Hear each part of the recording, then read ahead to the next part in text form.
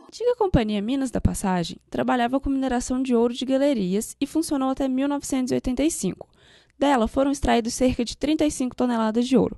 Para quem gosta de história e aventura, a mina é um ótimo passeio. A descida para as galerias subterrâneas possui 315 metros de extensão. Ela é feita pelo mesmo carrinho usado pelos mineiros há mais de 200 anos. O cenário da mina é encantador.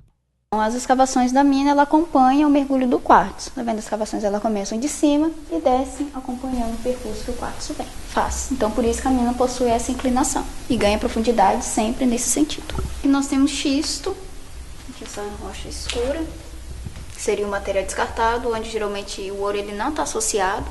E temos os minérios auríferos, onde o ouro ele geralmente apresenta maior concentração, que é a calcita, essas mais espelhadas, dão a impressão que estão brilhando. O lago subterrâneo é a atração que mais encanta os visitantes. Sua formação é resultado da profundidade das escavações que atingiram o nível do lençol freático. Antigamente, bombas controlavam o processo de drenagem da água 24 horas por dia. Quando a mina foi desativada, elas foram desligadas. Depois disso, a água voltou a subir, formando o lago.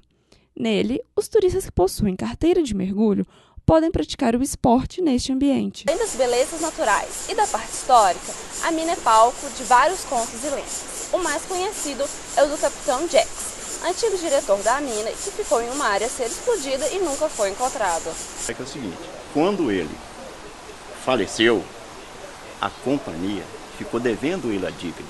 A história é essa. Quando passados os anos, o que ele fez? Ele veio cobrando a dívida dele com um outro diretor.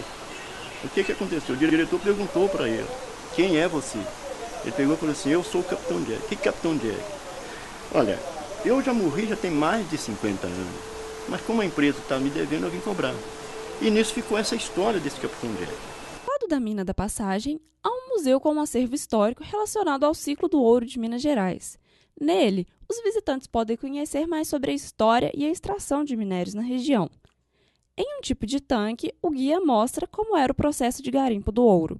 Porque o ouro, o ouro é um material composto. Aí no caso, ele gruda no ouro. Você vai ver tímidos assim. Por conta dos muitos atrativos, a mina da Passagem recebe visitantes de várias regiões do Brasil e do mundo. O que pensa del paseo? Sí, es muy interesante. Creo que sí, ha sido una experiencia muy bonita. Hemos estado en Bolivia también, pero es muy diferente, así que vale la pena. A ideia de poder conhecer realmente como é que era uma mina, né, naquela época, assim. O que era explorado, como era explorado, até a subida, acho que todo o passeio valeu e valeu bastante.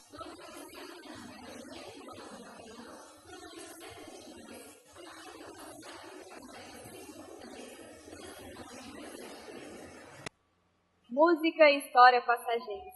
Conheça as características musicais da sociedade São Sebastião e entenda o porquê ela faz parte do distrito. Para a Igreja Católica, São Sebastião é um famoso santo militar romano.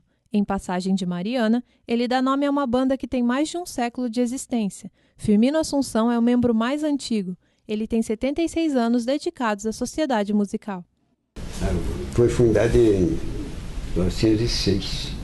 A Junta Beneficente Operária. Tudo que a Beneficente precisava de fazer uma apresentação, um cara que morresse tinha que ir lá, tinha que levar, eles queriam, né? Então fundaram essa banda em 1910. E aí começou a atender os programas todos da sociedade. A Junta Operária ou Sociedade Beneficente foi uma associação de trabalhadores presente em vários lugares do Brasil. A maior parte das sedes foi extinta no primeiro governo de Getúlio Vargas. Em passagem, ela buscava alternativas socioculturais e recreativas. Uma delas foi a criação da Banda de Música Operária em 20 de janeiro de 1910.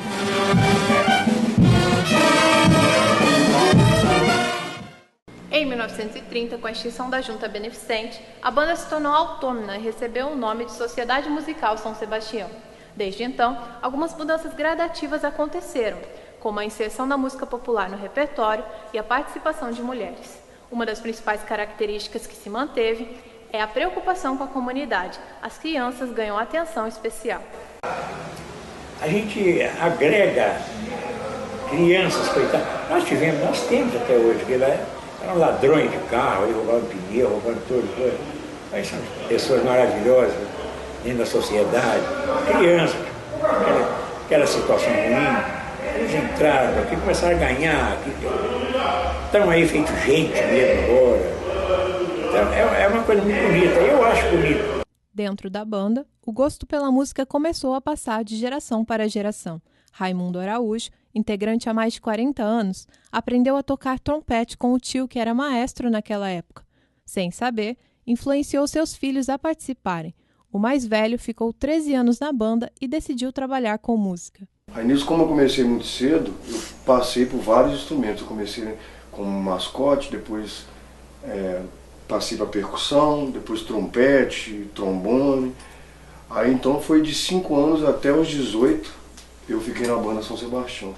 Aí mais ou menos com 18 eu já tocava violão, já descobri que podia cantar, porque a banda marcial, assim, a São Sebastião, assim como outras, dá muita base pra gente, musical, né? Descobri que podia cantar, porque lá pra gente aprender a gente tem que solfejar, ficar cantando as notas, né?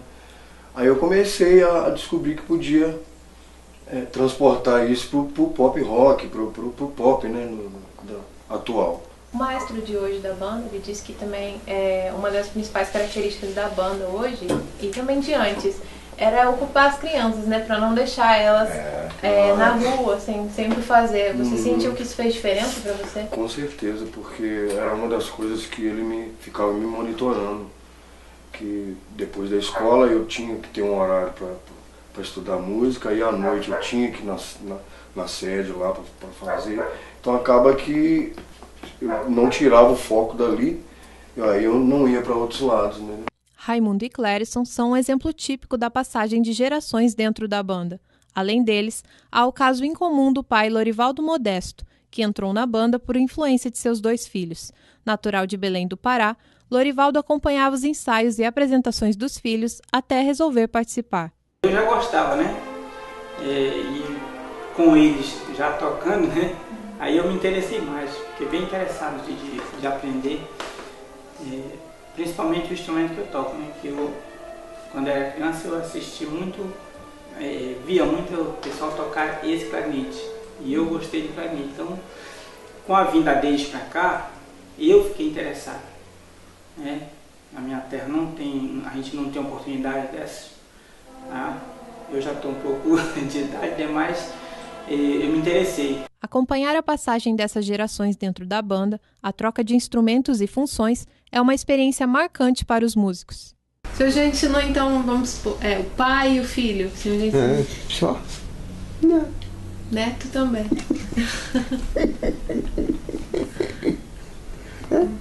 O Rogério, que está no meu lugar, foi isso daqui de casa. E ele tem uma história aqui. Porque hoje ele me substitui na banda. Está me substituindo na banda.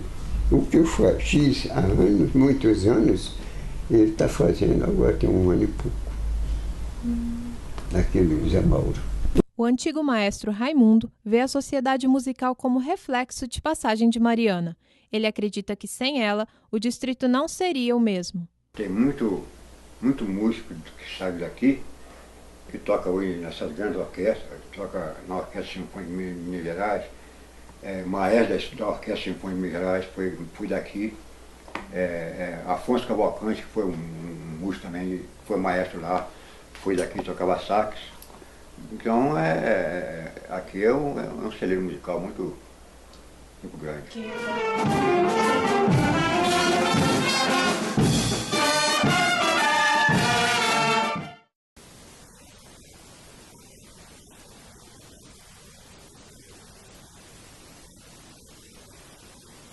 Logo na entrada, a paisagem e a simplicidade surpreendem. O contraste com o cenário urbano chama atenção. O que há 7 anos era um local esquecido, hoje abriga o sonho do casal Bruno e Patrícia, o de morar em uma casa na árvore. Como surgiu a ideia de fazer uma casa na árvore? Então, foi bem assim, de chegar e bater o olho na árvore mesmo, sabe? Eu não morava aqui, né? Ficava em Belo Horizonte. E aí comecei a vir pro sítio. E aí quando eu comecei a limpar, observar assim, o sítio, assim, eu queria fazer algo diferente, sabe? Que as pessoas pudessem vir, além de estar perto da natureza, poder ter uma coisa que eu criei, assim. Eu sempre gostei de fazer coisa meio fora do normal mesmo, assim. Então, quando eu vi a árvore, assim, eu já comecei a ter as ideias, sabe? Na minha mente, eu acho que ela já estava pronta, sabe? Eu já sabia como é que ia ser cada canto. A casa de 2 andares se divide em sala, cozinha, banheiro, varanda e 2 quartos. O ambiente é aconchegante e acolhedor. A decoração rústica, feita pelo próprio casal, dá autenticidade ao lugar.